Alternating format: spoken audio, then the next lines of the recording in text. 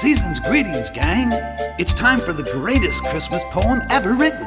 So sit back and relax while Lucy, Barney, Peter, and I tell it to you.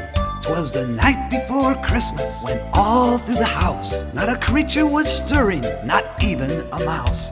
The stockings were hung by the chimney with care, in hopes that St. Nicholas soon would be there. The children were nestled all snug in their beds, while visions of sugar plums danced through their heads. And Mama in her kerchief and I in my cap had just settled our brains for a long winter's nap. When out on the lawn there arose such a clatter, I sprang from my bed to see what was the matter. Away to the window I flew like a flash, tore open the shutters and threw up the sash.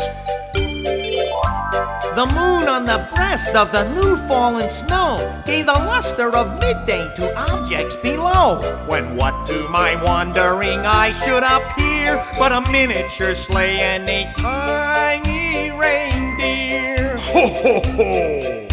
With a little old driver so lively and quick,